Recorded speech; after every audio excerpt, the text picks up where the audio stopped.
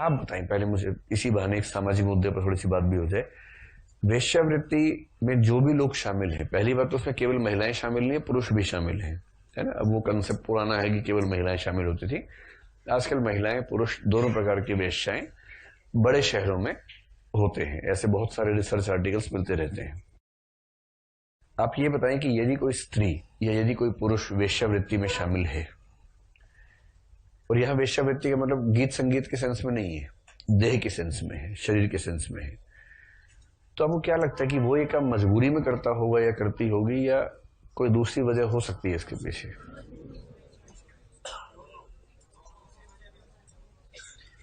तो आप बताएं कितने लोग मानते हैं कि कोई व्यक्ति ऐसा कार्य मजबूरी में ही कर सकता है? हाथ खड़ा करें। ऐसे लोगों की संख्या तो बहुत ही कम है। जो संडे को नहीं आना चाह रहे थे वही लग रहे हैं सिर्फ। नहीं नहीं, मतलब एग्जैक्टली वो नहीं, संख्या उतनी लग रही है, मैं कहना चाह रहा हूं। और कितने लोग मानते हैं कि नहीं, जब भी कोई व्यक्ति ऐसे व्यवसाय में जाता है मजबूरी से नहीं जाता, शौक से जाता है।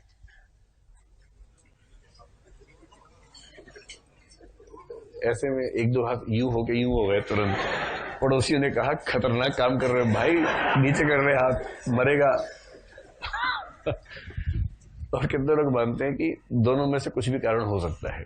कुछ लोग मजबूर होंगे, कुछ मजबूर नहीं भी होंगे। ठीक है। अच्छा, ये जो मजबूर नहीं होंगे वाला कंसेप्ट है, ये आजकल का कंसेप्ट है या आज से 50 साल पहले भी ये लागू होता था? ये आजकल का कंसेप्ट है।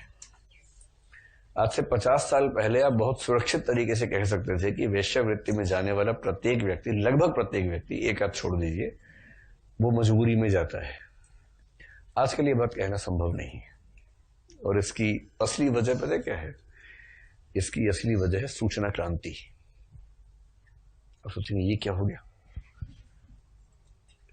कितना बड़ा क्वेश्चन मार्क माथे के ऊपर बन गया है। एक फिल्म थी जिसमें कैरेक्टर के माथे में प्रश्न चिन्ह बना हुआ था। कौन सी फिल्म थी? झूठा ही सही, फिल्म जुदाई फिल्म का नाम था। परेश रावल उसमें एक्टर था। हाँ, ऐसा कुछ कुछ मुझे लगा भी। देखिए क्या होता है ना, जैसे मार्क्स ने कहा कि क्रांति होने के लिए जरूरी है कि मजदूरों के बीच में इजी कम्युनिकेशन हो। कम्युनिकेशन सबसे महत्वपूर्ण चीज है, सबसे महत्वपूर्ण। सारे मजदूर अलग अलग फैक्ट्री में काम कर रहे हैं, सारे घरेलू नौकर अलग अलग घर में काम कर रहे हैं, सब शोषित हैं, पर क्रांति नहीं कर पाएंगे क्योंकि उनके बीच में इजी कम्युनिकेशन नहीं है।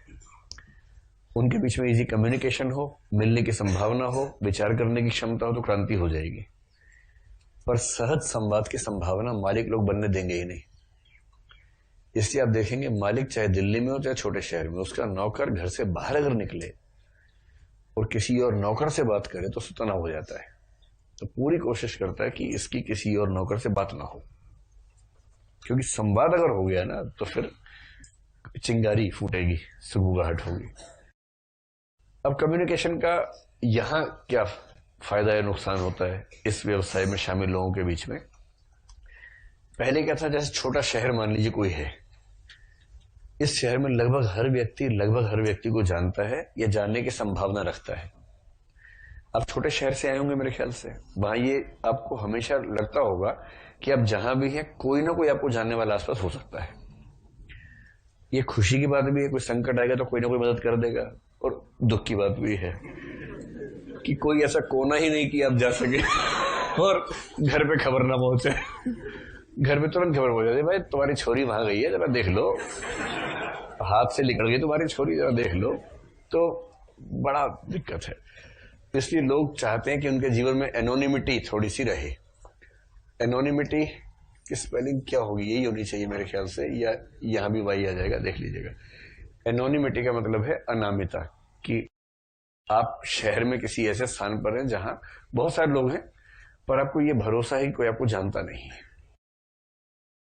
पर ये एनोनिमिटी अगर बढ़ जाए तो खतरनाक अकेलापन हो जाता है। हर तरफ हर जगह बेशुमार आदमी, फिर भी तन्हाइयों का शिकार आदमी, जैसे खोई हुई दिशाएं। ठीक है। एनोनिमिटी ना हो तो संकट है, ज्यादा हो तो संकट है। तो उस जमाने में क्या होता था कि जिसको वेश्यावृत्ति की जरूरत है मैं उन पुरुषों की बात कर रहा हूं जिनको किसी वेश्या के साथ संबंध बनाने की जरूरत है। ऐसे कई लोग हो सकते हैं। कोई अविवाहित व्यक्ति है वो भी हो सकता है, कोई विधुर है वो भी हो सकता है, और वजहें हो सकती हैं कि पति पत्नी के बीच में संबंध है ही नहीं किसी तरह का, केवल पारिवारिक दबाव है, सामाजिक दबाव है, इसलिए साथ में है। तो ऐसे कई व्यक्ति हो सकते हैं जिनके पास ऐसी मजबूरियां हैं कि उनके पास कोई ना कोई वैकल्पिक व्यवस्था चाहिए। इसलिए कुछ लोग यहां तक कहते हैं कि वेश्यावृत्ति परिवार के बने रहने की शर्त है, कि बहुत सारे परिवार जो भीतर ही भीतर टूट चुके हैं इसलिए जिंदा है क्योंकि वेश्यावृत्ति का विकल्प उपलब्ध है। अगर वो विकल्प न हो तो सारा विद्रोह घर में होगा, क्रांतियां होंगी और घर टूट जाएंगे बहुत सारे। इसलिए कई लोग उसको सेफ्टी वॉल्व कहते हैं। फैमिली सिस्टम का सेफ्टी वॉल्व है प्रोस्टिट्यूशन।